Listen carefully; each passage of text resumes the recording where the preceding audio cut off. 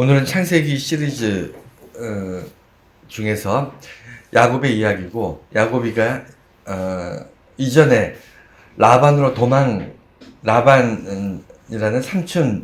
외삼촌이죠. 외삼촌 집으로, 즉 아브라함의 고향 땅이죠. 그쪽으로 도망을 가서 거기서 정착해서 사는 이야기까지 봤습니다. 근데 오늘은 중간 부분 좀 많은 이야기들이 있는데 좀 건너뛸게요. 중간에 어떤 내용들이 있냐면, 이제 도망을 가서 라반의 집에 들어가서 거기서 이제 4명의 부인을 얻게 되는 과정과, 그리고 자녀들을 낳고 이제 양육하는 그런 과정들, 그리고 라반하고 거래를 하게 됩니다. 어떤 거래를 하냐면, 부인을 이제 맞아서 결혼을 해서 라반의 딸들과 결혼을 하게 되는데 신부값이 없잖아요. 빈털터리로 야반 도주를 했으니까. 그래서 신부값을 내는 대신에 7년을 이제 무임으로 일을 해주고, 그것을 이제 삭스로 바꿔서 신부값을 치고 이제 결혼을 하는 그런 조건으로 있었는데, 처음에 라헬과 결혼하려고 했는데 그 라반이 속여서 이제 그 언니였던 레아와 먼저 결혼을 하고, 그 다음에 또 라헬을 위해서 또 라헬과 결혼하고 라헬을 위해서 7년을 더 일하고, 그렇게 한 14년 있고 나서 그 이후로도 계속 그 봉사를 합니다. 어떤 일들이 있냐면, 오늘 본문에서 나오지만 그 삭슬 정하고, 그러니까 17년 2번이니까 14년의 무임 기간은 결혼을 위해서, 그 신부값을 치르기 위해서 했고, 그 이후로 삭슬 받기로 했는데 그것을 라반이 자꾸 속여요. 그래서 10번이나 변제를 합니다. 변경을 해서 계속 삭슬을 못 받고 이렇게 지내게 됐어요. 그러니까 대략 이 기간을 다 합치면 약 30년 가량이 됩니다. 30년 전후로 이제 시간이 걸리는데, 그 시간 동안 거의 삭스를 받지 못해요. 그러니까 품값을 급여를 받지 못하고 일을 합니다. 계약은 다 했음에도 불구하고 누구 때문이냐면 라반 때문인데, 이런 과정들을 지나고 나서 이제 하나님께서 고향으로 돌아가라는 명령을 하세요. 이제 여기서 떠나서 다시 아버지가 있는 고향으로 돌아가라, 이런 이제 명령을 듣고 이제 떠날 준비를 하는 그런 과정입니다.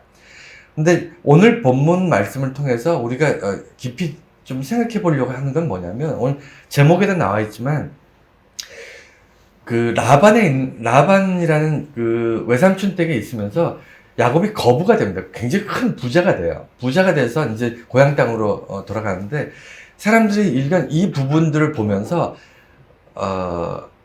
야곱이 꾀가 많아서, 꾀돌이 야곱이다, 아니면 지혜가 많아서, 아니면 무슨 약삭 빨라서, 약아서 뭐 이래서 부자가 됐다라는 식으로 꾀돌이라는 이야기를 많이 합니다. 저도 어릴 때부터 이런 얘기를 많이 들었어요. 근데 엄밀히 따지면요, 정말 이 얘기는 맞는 얘기인가 우리 고민을 좀 해야 돼요. 야곱이 어떤 사람인가를 여러분 창세기를 여러 번 한번 읽어보세요. 야곱이라는 사람 그렇게 꾀가 넘치고 하는 모든 일에 그렇게 손해보지 않고, 꾀가 많다는 건 뭐죠? 그러니까 자기가 원하는 것을 얻어내는 거잖아요. 사람들을 이용하거나 뭐 어떤 식으로든. 그리고 적게 일하고 많이 얻어내고, 효율적으로 일하고, 그 다음에 남들보다 더 많은 것들 얻어내는 이런 일들을 하는 게 꾀잖아요. 꾀를 가지고 어리석게 사는 사람은 없잖아요. 꾀돌이들은 다 좀 영악하지 않습니까? 그런데 야곱의 삶을 쭉 보세요. 굉장히 미련합니다. 어리석을 만큼. 그래서 제가 맨날 얘기하는 게 뭐냐면, 또라이라는 게, 또라이. 정말 다른 표현보다 가장 적절한 거예요. 또라이는 정상적인 사람이 마치 지능이 모자라거나 아니면 좀 정신적으로 문제가 있는 사람처럼 생각하고 판단하고 행동하는, 이런 걸 또라이라 그러잖아요. 그래서 주변에 보면 쟤 멀쩡한 애가 왜 저렇게 또라이 짓을 하지? 이런 식으로 좀 이렇게 욕하는 건 아니지만 약간 사람을 이게 하대해서 그렇게 이야기하는데, 야곱이 딱 그래요. 정상적인데 너무 미련하고 어리석게 행동하기 때문에 마치 또라이처럼 이렇게 행동을 한다. 저는 그렇게 이제 이해를 하고 있는데, 그래서 주변에 야곱을 이야기할 때 꾀돌이다, 꾀가 많아서 부자가 됐다, 꾀가 많아서 이렇게 됐다, 이렇게 얘기하는 사람들이 많습니다. 오늘 그 부분을 좀 냉철하게 보려고 합니다. 왜냐하면 야곱이 지금 부자가 된 데에는 한 가지가 있어요. 뭐냐면 그가 삼촌 집에 있는 많은 가축들이 있는데, 이 가축들을 그 삼촌이랑 거래를 하는 거예요. 삭스로 삼촌이 삭스 줄 테니까 열심히 일해라 이렇게 얘기하니까 어떻게 거래를 했냐면, 새끼를 낳을 때 가축들이 얼룩무늬가 있고 그다음에 점이 있고 이렇게 뭔가 좀 흔히 말하는 흠이 있는 것들을 저한테 주십시오. 그것이 저의 삭시되고 멀쩡하고 정상적이고 깨끗한 그런 가축들은 다 삼촌의 것입니다. 만약에 나중에라도 얼룩이 있고 점이 있는 그런 짐승이 아닌 그냥 정상적인 짐승을 제가 가지고 있다면 저는 삼촌에게서 도둑질을 한 나쁜 놈입니다. 이런 식으로 얘기하면서 거래를 시작을 했어요. 그런데 야곱이 그러고 나서는 어떻게 했냐면, 짐승들이 이제 밖에서 풀 뜯다가 물을 마시러 이렇게 시냇가에 올 때, 시냇가에 그 나무들, 몇 가지 나무들을 놓고 거기 껍질을 벗기고 얼룩덜룩한 것들을 세워놓고 그 밑에 그늘진 곳에서 물을 먹게 해요. 그럼 그늘진 곳에서 물을 먹고 짐승들이 그 새끼를 잉태해가지고 낳게 되면 그 새끼들은 얼룩무늬와 점박이 새끼들을 낳게 되는 거예요. 그렇게 해서 나중에 시간이 좀 지나고 나니까 새끼를 낳는 것들마다, 그리고 건강한 것들은 건강한 대로, 그다음에 건강하지 못한 건 건강하지 못한 대로 이렇게 나누어 가지고 이렇게 야곱이 가축들 이렇게 낳게 하니까, 새끼를 낳게 하니까 시간이 지나면서 점점 흠이 있는 것들이 많아지는 거예요. 점박이나 얼룩덜룩한 것들이 많아집니다. 그래서 부자가 된 거예요. 이 장면을 보면서 사람들이 야곱이 꾀를 내서 그 머리를 써서, 아니면 그 삼촌의 재산을 얘가 꾀를 내서 뺏었다, 가지고 왔다, 뭐 이런 식으로 이해를 합니다. 자기 아버지 집에서도 지난 시간에 말씀드렸지만 삼촌이 받아야 될 축복을 가로채는 과정에서 뭐 이런저런 일들이 있었고, 그 다음에 라반 외삼촌 집에서 가축을 통해서 부자가 되는 과정에서도 이런저런 일들이 있었는데, 이 모든 게 야곱이 꾀를 내서 그런 것이다, 이렇게 전 들었습니다. 저는 들었고 일반적으로 그렇게 알려져 있습니다. 그러면 정말 그것이 맞는 얘기인지 우리가 한번 고민을 해볼게요. 먼저 무늬 있는 가축이나 이런 것들은 그 유전학적으로 드뭅니다. 여러분 잘 아시겠지만, 과학적으로 우리가 뭐 과학 얘기하기는 좀 그렇지만 예전에나 지금이나 여전히 얼룩덜룩하거나 이런 흠이 있는 짐승들은 나오기가 쉽지 않아요. 없는 건 아니에요. 여러분 주변 보면 양이나 이런 염소나 이런 거 보면, 여러분 생각해 보세요. 양이 이렇게 얼룩무늬가 있는 양들을 여러분 쉽게 보시나요? 그리고 염소들 우리 뭐 다 새까만 염소잖아요. 그럼 뭐 얼룩덜룩한 무늬가 있거나 점이 있거나, 물론 외국의 고대 근동에는 어떤 양이나 어떤 염소 종이 있었는지 저는 정확히 잘 모릅니다. 정확히는 모르지만 하여간 얼룩덜룩한 무늬를 가지고 있는 염소나 양은 드물어요. 그건 맞아요. 예나 지금이나 마찬가지입니다. 그런데 굳이 야곱이 이런 확률적으로 드문 이 양들을 제가 품삯으로 받겠다고 얘기를 해요. 여러분 왜 이렇게 얘기했을까요? 야곱이 라반이 받아들일 수 있는 조건이어야 되니까. 계약이라는 거는 라반 입장에서 손해보는 계약을 할 수는 없잖아요. 그러니까 라반과 자기 사이에서 정상적인 양들은 훨씬 더 비율적으로 높으니까, 그렇게 그건 삼촌의 재산으로 하고, 그 다음에 흠이 있거나 아주 드물게 나오는 이런 염소나 양들은 자기의 어떤 품삯으로 가져가겠습니다, 이렇게 얘기합니다. 그렇게 얘기했기 때문에 라반이 오케이 수락을 한 거예요. 그런데 문제는 그 뒤에 있죠. 그리고 나서 야곱에 의해서 이렇게 뭐 나무를 세워놓고 그 나무 그늘 있는 쪽에서 물을 마시는 짐승들, 그리고 거기서 새끼를 그 양과 염소들은 그 출산을 할 때 얼룩무늬 양과 염소를 출산을 하게 되더라. 이렇게 해서 이제 역전이 되는 그런 과정입니다. 그런데 나무 껍질, 그러니까 나무 줄기들을 이렇게 박아놓고 그 그늘에 양과 염소가 들어와서 물을 먹으면서 자기들 이 새끼를 잉태하면 얼룩무늬가 나오는 게 정상입니까? 여러분 어떻게 생각하세요? 야곱이 꾀돌이라면 과학적인 방법을 썼어야지. 아니면 저 라반한테 내가 정상적인 그 염소와 양을 내가 갖고 얼룩무늬는 삼촌이 가지세요. 이래야 꾀돌이죠. 그게 정상이잖아요. 그게 확률적으로 높잖아요. 여러분 그 그늘진 곳에서 물을 먹고 새끼를 뵌 짐승이 낳은 새끼들은 다 얼룩무늬일 것이라고 여러분 생각하시나요? 어떻게 생각하세요? 이게 말도 안 되는 얘기예요. 말도 안 돼. 그러니까 야곱이 지금 하고 있는 이 모든 일들은요, 있을 수 없는 일이에요. 야곱이 얼룩무늬 그 점박이 양과 염소가 태어나게 하기 위해서 무슨 지금 했던 이런 일들, 지금 오늘 본문 바로 앞부분에 나오는데 앞부분에 있는 부분들 자세히 좀 읽어보세요.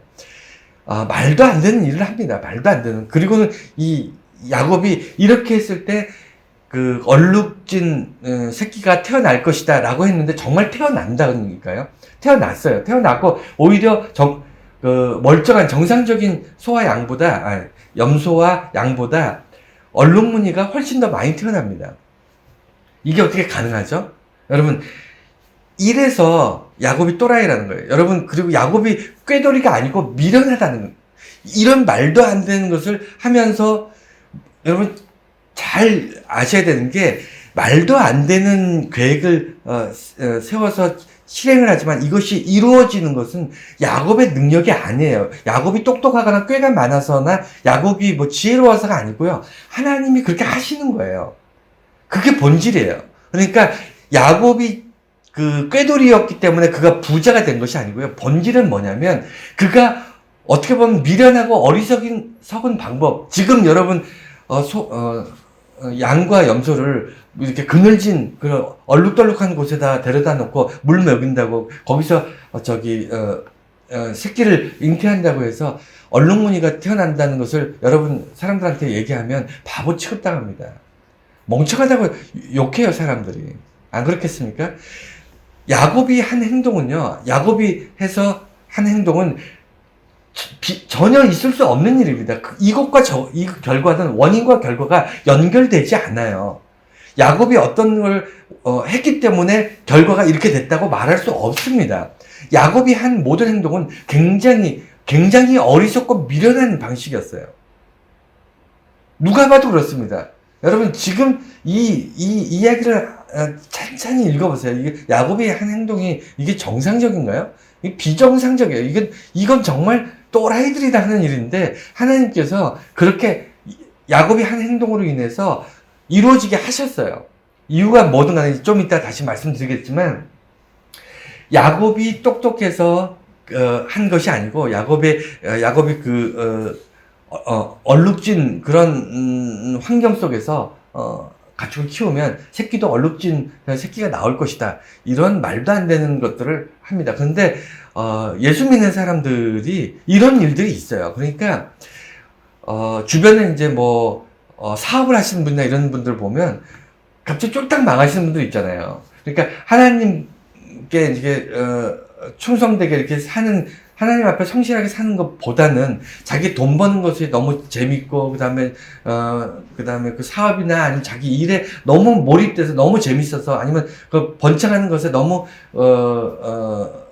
거기에 마음을 다 뺏겨가지고 하나님에 대해서 자꾸 잊고 사는 사람들 중에서 간혹, 다 그렇진 않지만 간혹 하나님께서 좀 어렵게 해서 사업이 망하거나 사업이 힘들어지는 경우 있잖아요.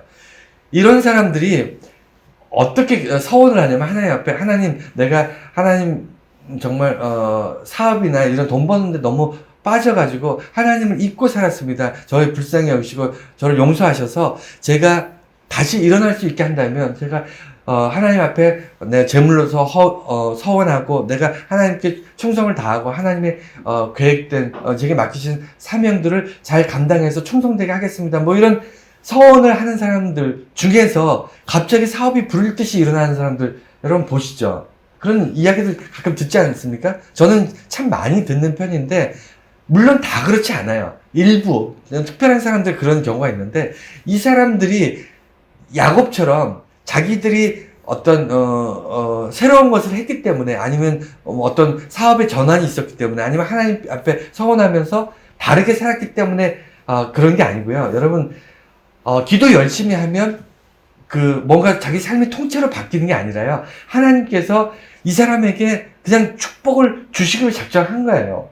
야곱이 그랬어요. 지금 야곱이 30년 가까이 그 외삼촌 집에 있었지만 노동력 착취를 당했거든요. 수십 년 동안을 한 푼도 갖지 못했어요. 그런데 라반 입장에서는요. 줘도 돼요.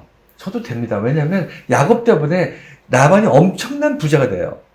야곱에게 하나님이 축복하시는 바람에 덩달아 주변에도 엄청난 부자가 됩니다. 그런데 그럼에도 불구하고 라반이 야곱을 대우해 주지 않아요. 야곱의 정당한 대가를 지불해 주지 않습니다. 이 불의한 모습을 보면서 하나님께서 야곱에게 짐승들이 짐승들이 태어나게끔 하시는 거예요. 계속. 야곱이 무슨 일을 계획을 하든 그것이 어리석은 일이든 바보 같은 일이든 또래 같은 일이든 그 일에 하나님께서 축복하시는 거예요. 왜냐하면 불의하게 주변으로부터 불의한 일을 당하는 하나님의 백성들에 대해서 하나님께서 지키시고 보상하시고 도우시는 것을 우리가 많이 보지 않습니까? 야곱이 지금 그런 상황이에요. 우리들이 주변에서 겪는 일들과 별반 다르지 않습니다.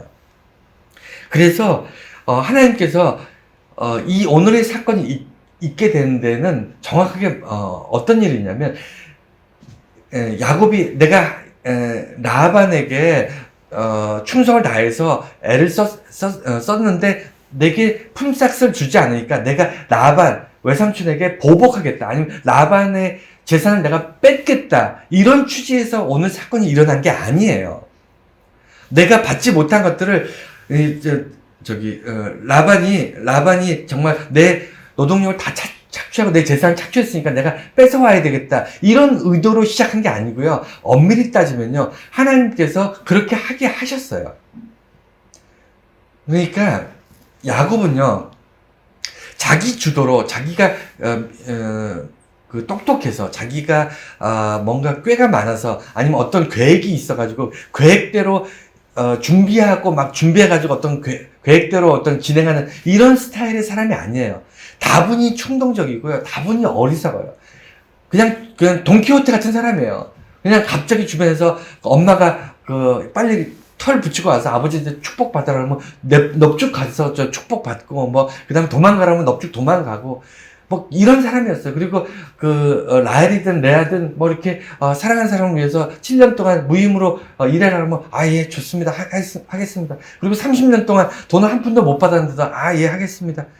이런 정말 미련할 정도로 어리석은 사람인데 이 사람이 하나님께서 조목조목 인도하신다니까요. 인도하셨기 때문에 라반의 집에서 부자가 될 수 있었어요. 근데 라반께서 뺏어서 부자가 된 게 아니고요. 엄밀히 따지면 이게 독특합니다. 뭐냐면 야곱이 자기 외삼촌 집에 있는 동안에 어떤 존재였냐면 황금알을 낳는 거위였어요. 여러분 무슨 얘기인지 아시죠? 그러니까 날마다 황금알을 낳아요. 그래서 그냥 가만히만 있는데도 라반이 특별하게 뭘 한 게 아닌데도 그저 야곱이 손대는 모든 일들이 잘 되고 그 다음에 가축들에게 번성하고 재산이 계속 늘어나니까 덩달아 라반만 부자가 되는 거죠. 야곱에게는 라반이 한 푼도 주지 않았어요. 왜냐하면 이 정당하게 받아야 될 품삯을 10번이나 변경하면서 주지 않았다. 그러니까 변경이라는 것은 내가 이만큼 줄 테니까 주려고 약속을 했는데 다 못 주니까 조금만 주겠다. 이게 아니고요. 변경을 한 거예요. 내가 올해는 주기로 했는데 내년에 줄게. 그 다음에 내년에 주기로 했는데 후년에 줄게. 이게 라반이었던 거예요. 그러니까 10년 동안 한 번도 품삯을 받지 못한 게 야곱이었습니다. 그런데 라반 입장에서 어떤 일이 발생하냐면 황금알을 낳는 거위의 배를 가르려고 했어요. 그러니까 너가 있어서 내게 내가 부자가 되게 했지만 그럼에도 불구하고 야곱 너에게는 재물을 나눠주는 건 좀 문제가 있다. 이게 초지일관 30년 동안 라반과 야곱의 관계였다면 야곱이 드디어 이제 어떻게 하냐면 내 몫을 내가 정하겠다 라고 거래를 시작합니다. 그래서 양쪽이 합의를 해요. 이게 굉장히 중요합니다. 여러분 예수 믿는 사람들은요 남의 것을 무대포로 가져오지 않아요. 이건 강도고 강탈입니다. 아무리 하나님의 선한 일을 위해서 다 명분이야 좋죠. 그 다음에 하나님께서 내게 말씀하셔서 하나님께서 내게 꿈으로 주셨어 라든가 말씀하셔서 내게 이렇게 하기를 원하셔. 이건 자기 생각인 거고 세상과 예수 믿는 사람들과 세상은요 반드시 정당한 거래 속에서 이루어져야 됩니다. 여러분 직장을 다니시거나 사회에 속해 있는 사람들이 속해 있으면서 자기 혼자 자기 방식대로 사는 사람들 있죠 주변에. 그 시장이 중심이 되는 게 나쁜 건 아닌데 직장은 교회가 아니잖아요. 직장은 직장의 룰이 있고 직장마다의 어떤 방식이 있고요. 가정도 마찬가지고요. 우리가 속해 있는 모든 조직은요 그곳 나름대로의 조직과 방법이 있는데 우리는 거기서 정당하게 계약을 하는 것이 아니고 내가 그동안 억울한 일을 당했으니까 내가 받아야 될 걸 못 받았으니까 당신으로부터 내가 뺏어오겠다 이런 취지로 사는 것은 그리스도인답지 못해요. 그리스도인들은요 나도 이해되고 상대방도 이해될 수 있는 방법으로 서로 계약을 맺습니다. 하나님이 우리와 언약을 맺고 계약을 맺는 것처럼 우리도 세상과 계약을 맺어요. 다만 내가 불합리하고 내가 불리한 계약을 맺을지라도 하나님께서는 내게 복을 주시고 나를 지키시고 나를 도우셔서 내가 상상할 수 없는 그러니까 말도 안 되는 야곱이 이뤘던 어떤 그런 계약하고 비슷해요. 그늘진 곳에서 가축들이 물을 먹고 거기서 새끼를 베면 그 새끼들은 다 얼룩진 것이 태어나더라. 이런 말도 안 되는 계획을 우리가 세울지라도 하나님께서 우리에게 복을 주시는 거예요. 세상과 볼 때 세상 입장에서는 자기들이 잘 됐다. 마치 거위의 배를 가르는 것처럼 한꺼번에 이제 나의 모든 것을 다 가져갈 것처럼 그렇게 생각을 하고 있지만 정작 그 불합리한 계약 안에서도 하나님께서는 하나님의 사람들에게 이해할 수 없는 방식으로 이렇게 복을 주시고 베푸시고 은혜를 주시는 것을 우리가 살면서 경험하지 않습니까? 오늘 그게 라반과 야곱 사이에서 일어나는 거예요. 하나님께서는 라반을 빈손으로 보내길 원하지 않으셨어요. 왜냐하면 30년 동안 일했는데 빈손으로 보내기를 원하시지 않는 거예요. 정당한 대가를 받기를 원하셨는데 그것이 뭐냐면 한 1년 동안 한 1, 2년 동안 그냥 짐승들은 여러분 아시겠지만 가축들은 새끼를 많이 낳잖아요. 한꺼번에 확 낳는 거예요. 한꺼번에 어마어마한 점박이 얼룩무늬 짐승들이 한 몇 년 동안 한 1, 2년 동안 어마어마하게 태어나 버린 거예요.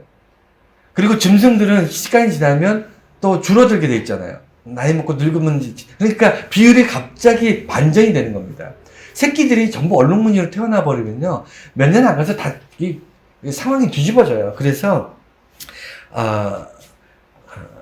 라반은 엄밀히 따지면 야곱 때문에 이미 부자가 됐음에도 불구하고 자기가 가지고 있는 재산보다 야곱이 점점 재산이 많아지니까 여기 상대적 비교로 분노를 하게 되는 거예요. 여러분 사람의 욕심은 그렇습니다. 내게 이미 저 사람은 충분히 큰 도움을 줬어. 그런데 그럼에도 불구하고 내게 준 도움으로 만족해하지 않습니다. 저 사람이 여전히 계속 내게 황금알을 낳아줘야 되고요. 그 다음에 자기가 누리고 있는 이것은 당연한 것처럼 느끼면서 그다음에 상대방이 내게 보통 기업이 다 그렇잖아요.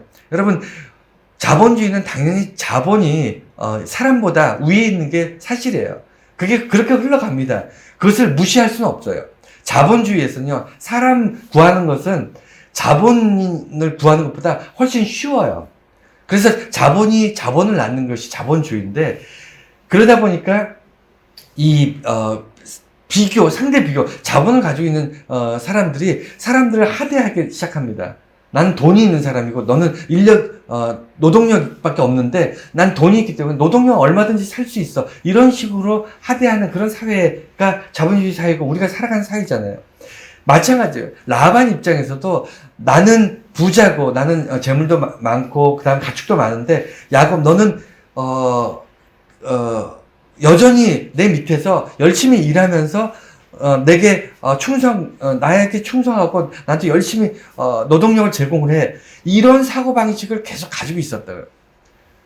그래서 그 비교하면서 분노를 일으키는 라반은 자기가 가지고 있었던 생각이 바뀌기 때문에 분노가 이 분노 때문에 라반이 야곱을 보는 눈이 달라졌어요. 어떻게 달라졌냐면 야곱을 보는 눈이 바뀌었다는 게 뭐냐면, 그전에는 내가, 변제를 하면 돼요. 그러니까, 품삯을 미루거나, 뭐 어쩌거나, 이렇게, 이렇게, 안 주면 그만이었는데, 이미 야곱하고 라반이 계약을 맺었잖아요. 뭘 주기로 이렇게, 그 다음에 라반이 오케이 하고 서로 양쪽이 계약을 맺었잖아요. 그러니까, 계약을 맺은 범위 안에서, 야곱이 점점 그 계약의 조건에 맞춰서 부자가 되는 것에 대해서 라반이 제재할 수가 없습니다. 그전에는 자기가 안 주면 그만이에요. 어떤 계약 관계가 아니었으니까. 계약을 맺지 않았으니까. 그런데 계약을 맺고 나서는 계약대로 이행을 해야 되잖아요. 그런데 계약에 따라서 보니까 말도 안 되게, 이건 정상적이라면 절대로 야곱이 부자가 될 수 없는 계약이었어요. 그런데 하나님께서 야곱에게 축복하셔가지고 말도 안 되게 야곱이 부자가 되기 시작하잖아요. 그런데 이 정상적인 계약 조건이잖아요. 그러니까 라반이 마음이 바뀌는 겁니다. 눈빛이 바뀌는 거고요. 화가 나는 거, 분노하는 거예요. 그리고 자기가 그전 같았으면 야곱을 어떻게 해볼 수 있는데 안 되니까 이제 이제 거기서부터 야곱이 도망가야 되겠다고 생각을 한 거예요.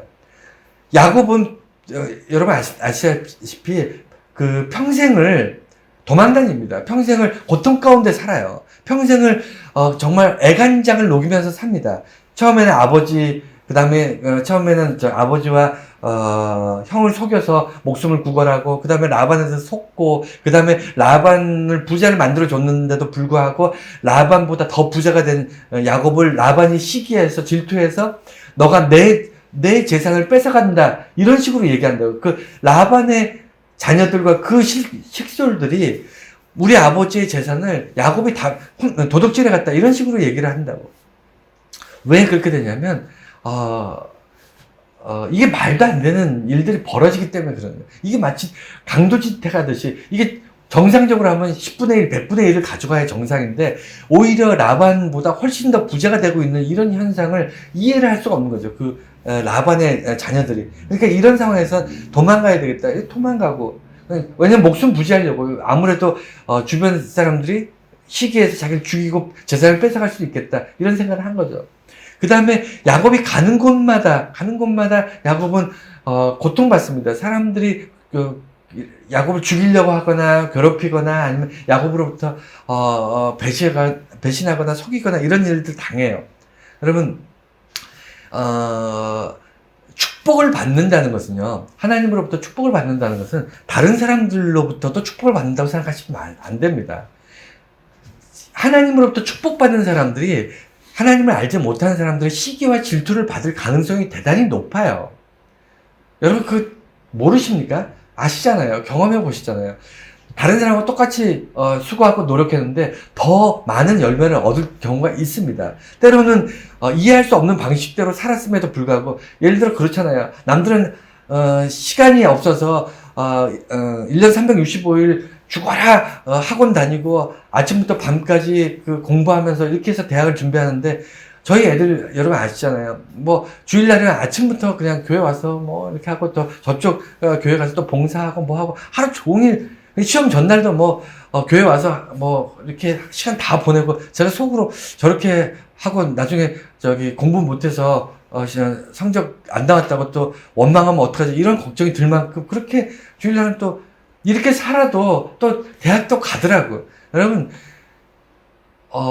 이해할 수 없는 방식으로 복을 받는다는 건요.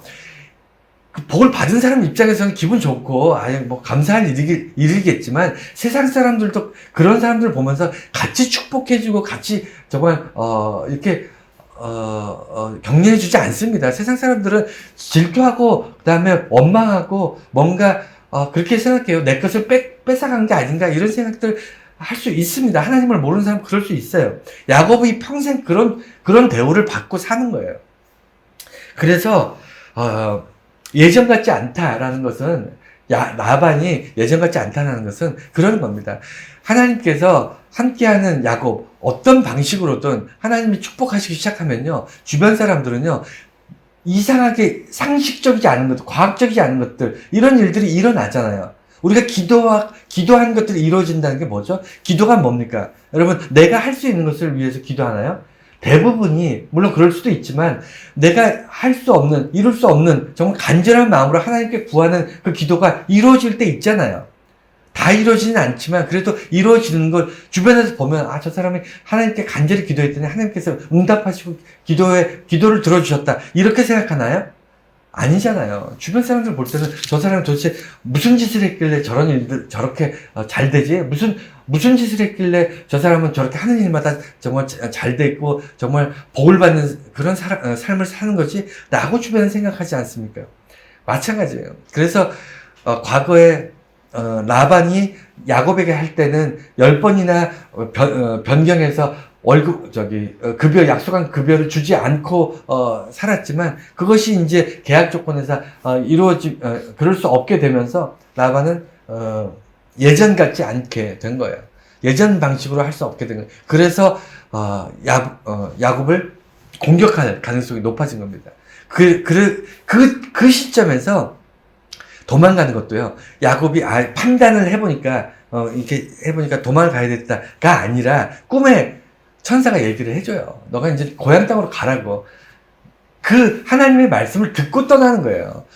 하나님의 말씀을 듣고 움직이는 사람하고요, 자기가 판단하고 생각하고 움직이면서 하나님, 내가 이렇게 생각해 보니까 이게 맞는 것 같은데 내게 축복하셔서 이렇게 하게 해주세요라고 하는 사람하고 방식이, 결과가 전혀 다르다는 거 여러분 아셔야 됩니다. 하나님이 말씀하신 대로 그것이 어떤 것이든 그냥 순종하고 따라가는 사람들의 결과와 내가 옳은 거라고 생각하는 것에 하나님 여기에 축복해 주세요. 이것이 이루어지게 해주세요. 라고 해서 가는 사람의 결과가, 두 가지 결과가 나중에 달라질 수 있어요. 그리고 또 하나는 뭐냐면, 야곱은 나의 집을 세워야 되겠다라고 이야기합니다. 오늘 본문 이 앞부분에 한 장 전체가 내용인데 너무 길어서 오늘 다 읽지는 않았는데, 오늘 본문 앞쪽에 보면 라반이 왜 떠나려고 하느냐라고 질문할 때 야곱이 이렇게 얘기해요. 나에게는 집이 없다. 이렇게 얘기합니다. 나는 집을 세울 수가 없으니 이곳에서 이루어지는 모든 일들과 수고와 땀은 전부 삼촌인 라반의 것이고 나의 집, 이것을 만들 수가 없기 때문에 이곳에 계속 있을 수 없다. 나는 아버지 집으로 돌아가겠다. 이렇게 얘기합니다. 여기에는 뭐가 있냐면, 집이라는 게 단순히 먹고 자고 하는 그 집을 얘기할까요? 그거는 라반의 집에도 있어요. 집이 있고, 뭐, 부인도 있고, 자녀들도 많으니까 사는 집은 있습니다. 재물도 있어요. 먹고 살 만큼 다 있습니다. 그럼에도 불구하고 집이 없다고 하는 게 뭐죠? 야곱은 아버지의 축복, 하나님의 백성이 되고자 했던 그 아버지의 축복을 가로채는 그 순간부터, 어머니 태중에 있을 때부터,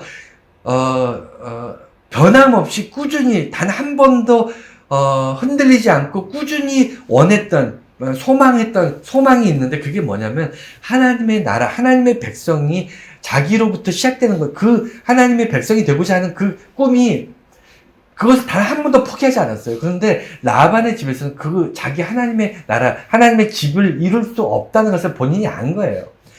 오직 아버지 집에 가야만 하나님의 나라, 하나님의 집을 세울 수 있다는 걸 알기 때문에 이제 떠나는 겁니다. 재물을 더 벌려면, 여러분 생각해 보세요. 내가 한 30년 동안 열심히 노력했는데 돈을 벌지 못해서 사업을 했는데 이익을 내지 못했어. 그래서 30년 동안 겨우 입에 풀칠만 하고 살다가 갑자기 아이템이 대박이 나가지고 한 1, 2년 동안 30년치 벌어야 될 걸 한 1, 2년 동안 한 번에 다 벌었어요. 그러면 여러분 그걸 접고 떠나겠습니까? 여러분 입장 바꿔놓고 생각해 보세요. 내가 수십 년 동안 열심히 했는데 돈을 벌지 못했다가 갑자기 어느 아이템에 대박이 나면서 정말 말도 못하게 부자가 됐어요. 하루아침에 뭐 돈을 긁어 모았어요. 그러면 그 순간 바로 돈 버는 그 순간 딱 접고 딱 손 놓고 이제 그만 하고 나 다른 데로 옮겨가서 그것을 버릴 수 있습니까, 여러분? 여러분 그러실 수 있어요? 못 하잖아요. 근데 야곱은 그렇게 했어요. 왜? 내 집이 없다는 거예요. 내 집이 아니라 엄밀히 따지면 하나님의 집이죠. 하나님의 백성을 만드는 그 자기의 꿈을 이룰 그 장소가 땅이 없었던 거예요. 라반의 땅이 아니라 하나님이 내게 약속하신 땅이어야만 됐던 겁니다. 그게 그가 떠나려고 했던 이유 중에 하나입니다. 또 이제 주변에 보면 야곱이 가해자인가 피해자인가 이 부분을 좀 봐야 돼요. 왜냐하면 야곱이 꾀가 많아서 부자가 되고 꾀가 많아서 그가 인생을 이렇게 힘들게 살고 그 다음에 사람들을 속이고 사람들한테 속고 이게 다 야곱의 머리에서 나왔다고 생각하고 있기 때문에 성경 해석을 잘 못하는 거예요. 제가 어릴 때부터 들어왔던 그 잘못된 해석, 그러니까 야곱은 꾀돌이라는 그 잘못된 이야기를 왜 계속 들었냐면 야곱 중심으로 성경을 읽었기 때문이에요. 그렇지 않습니다. 성경은요, 특히 창세기는요, 하나님 중심으로 읽어야 돼요. 왜 야곱에게 이런 일들이 있었냐면요, 야곱을 지켜보는 하나님이 이 모든 것들을 이루어 나가시는 거예요. 야곱이 꾀를 낸 것이 아니고. 왜냐면 야곱은 가해자, 주도적으로 무엇인가 했던 사람이 아니고, 엄밀히 따지면 야곱은 피해자예요. 야곱이 선택한 일들은요, 야곱이 자기가 의도해서 선택한 것보다는 주변에 의해서 또는 하나님께서 하게 하셔서 아니면 피치 못해서 다 그런 거였어요. 도망다니고 남을 속이고 이런 것도 다 엄마가 시켜서 하고, 그 다음에 엄마가 도망가라 그래서 도망가고, 그 다음에 라반이 속여가지고 자기 부인 원래는 라헬과 결혼하고 싶었는데 자기 삼촌이 자기를 속여가지고 레아랑 먼저 결혼하고 레아 다 자기 인생들이 뭐죠? 자기가 계획한 대로 살아지는 게 아니잖아요. 자기는 이렇게 살고 싶었는데 그렇게 살아지지 않았어요. 어떻게 보면 주변으로부터 피해를 입었던 사람인데 이것을 좀 냉정하게 볼 필요가 있습니다. 먼저는요, 하나님께서 이것을 우리가 야곱이 어떻게 살았는가를 단 한 번에 알 수 있는 게 뭐냐면, 하나님이 야곱이랑 말씀을 이제 하시는데, 야곱에게 말씀하시는데 어떤 말씀을 하시냐면, 라반이 야곱에게 한 일을 내가 보았다라고 얘기하세요. 그러니까 야곱이 라반에게 한 일을 내가 보았다라고 얘기하시는 게 아니에요. 야곱이 라반에게 한 일을, 그러니까 야곱을 보신 게 아니고요, 라반이 야곱에게 한 일을 보셨다는 거예요. 무슨 얘기냐면 하나님께서 우리에게 복을 주시고 우리를 지키시고 우리를 도우시고 하는 모든 여정을 이렇게 보면요, 우리가 무엇을 계획하고 무엇을 일하느냐, 그 다음에 어떤 사람을 만나고 어떤 계획 가운데 어떻게 얼마나 열심히 일하느냐, 이것도 물론 중요합니다. 이것도 하나님께서 보시는 일이지만, 하나님께서 우리를 지키시고 우리를 도우시는 데에는 무엇이냐면 우리 주변에 연결된 사람들을, 그 사람들 한 사람 한 사람, 그 일들 하나하나를 하나님께서 면밀히 보고 계시다는 거예요. 그게 차이예요. 그러니까 우리는 하나님 나만 지켜주세요, 나만 도와주세요, 나만 잘되게 해주세요, 이렇게 우리가 기도하고 그렇게 우리는 살 수밖에 없는 게, 우리는 안목이 좁으니까 당장 내일 내 문제만 해결해 달라고 내 문제에 파묻혀서 우리는 살고 있지만, 하나님은 그렇지 않으세요. 하나님 시야가 넓으시니까 나와 관계된 모든 사람들, 모든 일들을 보시기 때문에 하나님 우리한테 내가 너와 함께한다, 너를 지킨다, 너를 돕는다라고 말씀하시는 그 말씀은요, 그저 내가 기도하는 것을 다 이루어주시는 걸로 끝나는 게 아니에요. 그래서 하나님께서는 라반이 야곱에게 한 것들 내가 보았다라고 말씀하세요. 그 얘기는 뭐냐면, 라반이 야곱에게 불의를 저질렀다는 거, 하나님이 내가 불의한 것을 내가 알고 있다, 이렇게 말씀하시는 거예요. 그게 하나님이 우리를 도우시는 거고요, 하나님이 우리를 지키시는 거예요.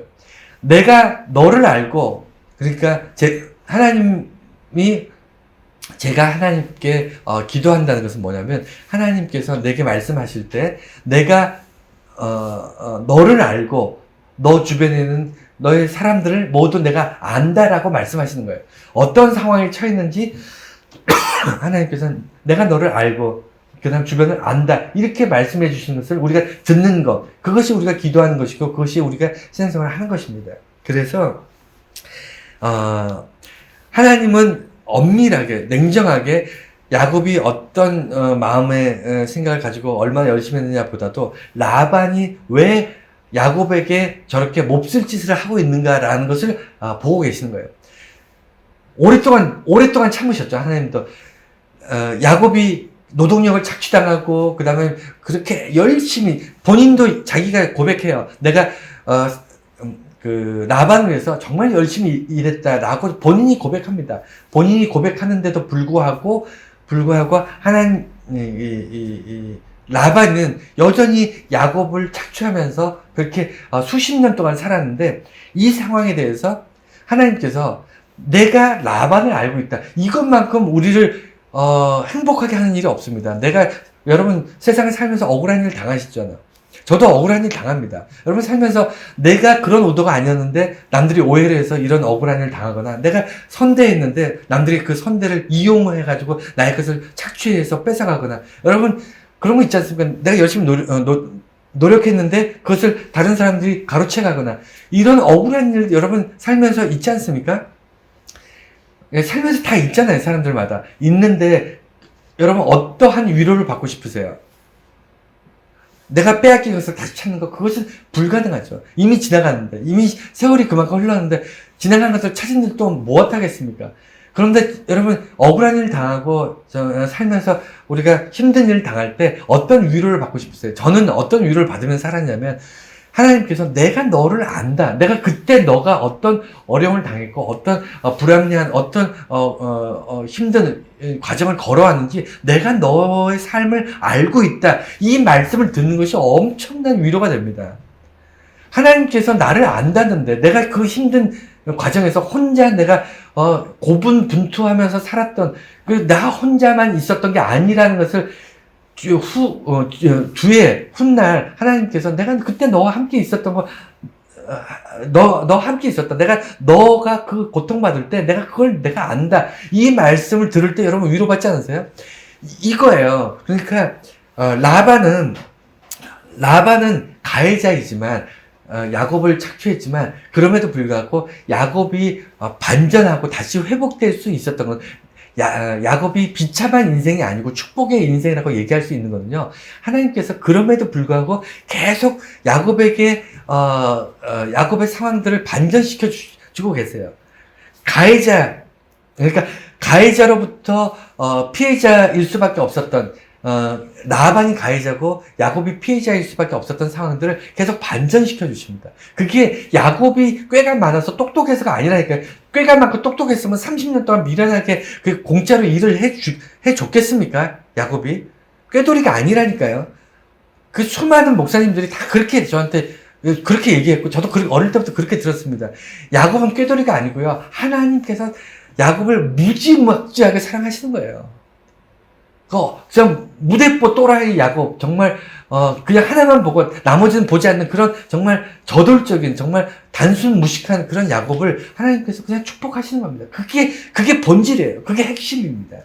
그리고요, 강자가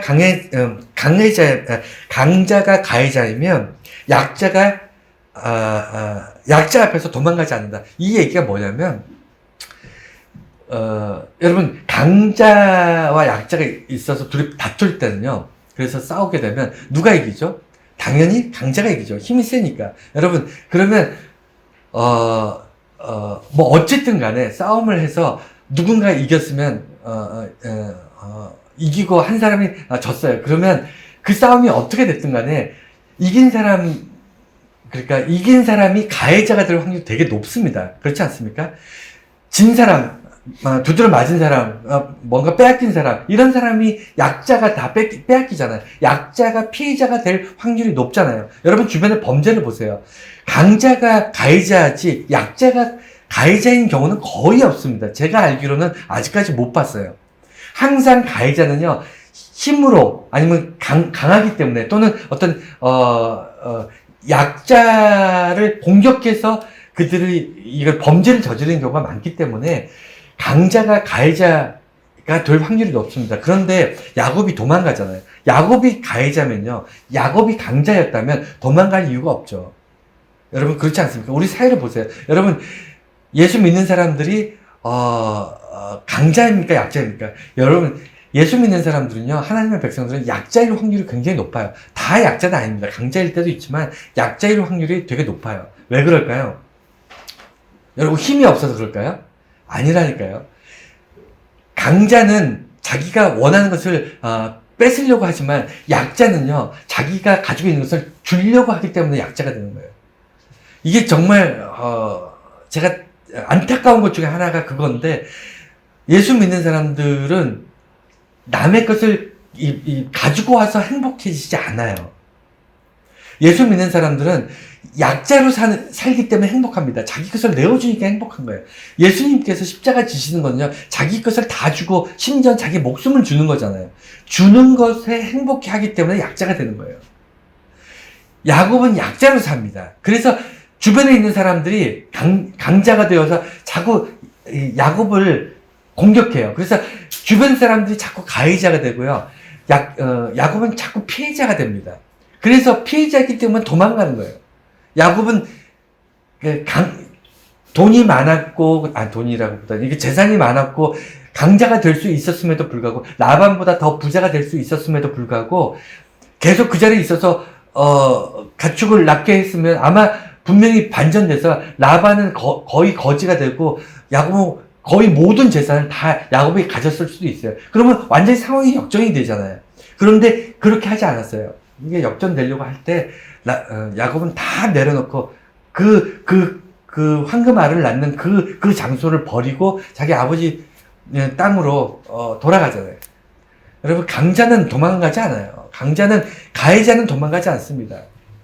여러분, 다른 사람 착취하거나 다른 사람을 공격하는 사람들은요, 절대로 도망가지 않아요. 계속 먹잇감이 있는데 왜 도망갑니까? 또 먹잇감 계속 먹어야죠. 그래야 배를 채우죠. 그래서 야곱은 가해자가 아니고 분명히 피해자였습니다. 그럼에도 불구하고 야곱의 피해를 하나님께서 보상하는 거예요. 하나님께서 갚으시는 겁니다. 그게 성경의 원리고 하나님의 나라의 방식이에요. 세상으로부터 빼앗는 게 아니에요. 야곱이 라반으로부터 빼앗지 않았어요. 세상으로부터 야곱이 자기의 억울함을 통해서 자기가 세상으로부터 보상받지 않았어요. 하나님께서 보상해 주셨어요. 결론입니다. 이 사건 이제 다음 주에는 이제 고향으로 돌아가는 여정이 나올 텐데, 오늘 굉장히 많은 내용들을 건너뛰고 지금 오늘 왔지만, 그래도 이 야곱의 30년의 이 생활을 통해서 우리가 깨달아야 될 핵심이 뭐냐면, 하나님의 말씀을 들어야 된다는 거예요. 하나님의 말씀. 무슨 얘기냐면, 오늘 이 사건은요, 야곱이 계획한 게 아니고 하나님이 계획하셨는데, 이 하나님의 계획을 어떻게 알 수 있냐면 하나님의 말씀으로 알 수 있어요. 오늘 야곱에게 하나님이 말씀을 주셨는데, 이게 선포였어요. 선포라는 건 뭐죠? 하나님께서 이렇게 할 것이라고 하나님께서 사람에게 말씀하시는 게 선포예요. 사람과 의논하는 게 아니에요. 사람으로부터 계약을 맺거나 내가 너를 이제 축복해 줄게 이런 게 아니라 선포하시는 거예요. 이제부터 이렇게 될 것이다라고 이제 하는 거예요.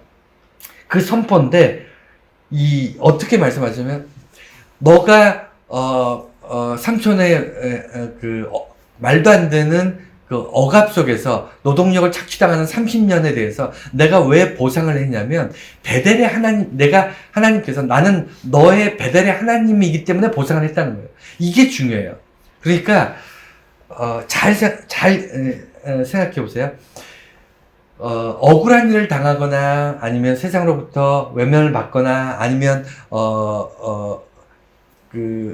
자기가 계획한 어떤 꿈꾸던 일들이 다 이루어지지 않았을지라도, 우리가 삶을 이렇게 보면 거의 지금 오늘 야곱의 나이가 거의 100세에 가까운 나이가 되는데, 100세를 넘은 나이가 되는데, 그럼에도 불구하고 그가 한 번에 이 모든 자기 어떤 재정적으로나 어떤 모든 것들을 보상받을 수 있었던 것은 하나님께서 야곱에게 내가 너를 부자를 만들어줄게 이렇게 하나님이 약속하시지 않으셨어요. 하나님께서 내가 너를 너가 기도하는 것마다 너가 구하는 것마다 다 이루어줄게 라고 약속하지 않으셨어요. 뭐라고 약속하셨냐면 야곱이 하나님을 만나는 자리에서 돌을 쌓고 기름을 분 다음에 이곳을 베델, 하나님의 집이라고 명하고 내가 하나님을 직접 봤습니다. 내가 하나님께서 내게 은혜를 주신다면 내가 영원히 하나님의 자녀, 하나님의 백성이 되겠습니다라고 고백했던 서원이 있거든요.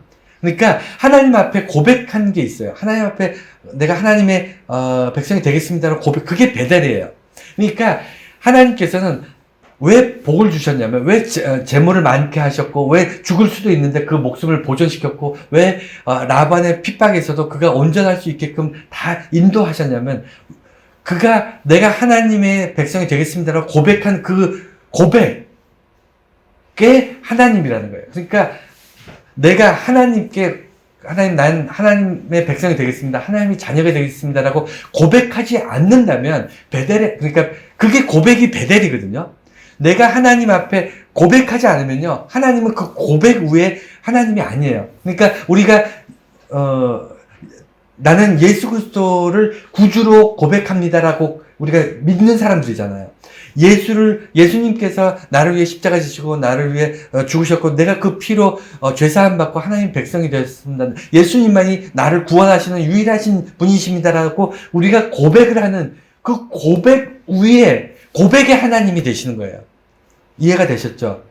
그러니까 나는 너의 베델의 하나님이다 라고 하나님이 말씀하시는 거예요.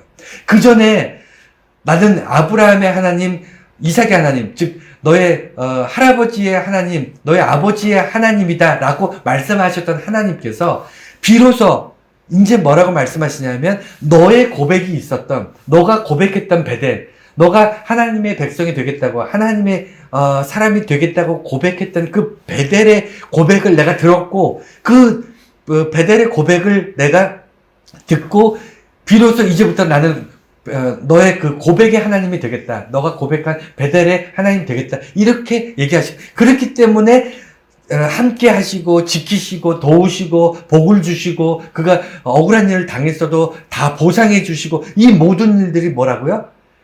야곱의 고백 위에서 하나님이 축복하시기 때문에 우리들이 예수 그리스도를 고백하는 그 고백 위에 하나님께서 구원하시고 축복하시고 우리를 자녀 삼으시는 거잖아요.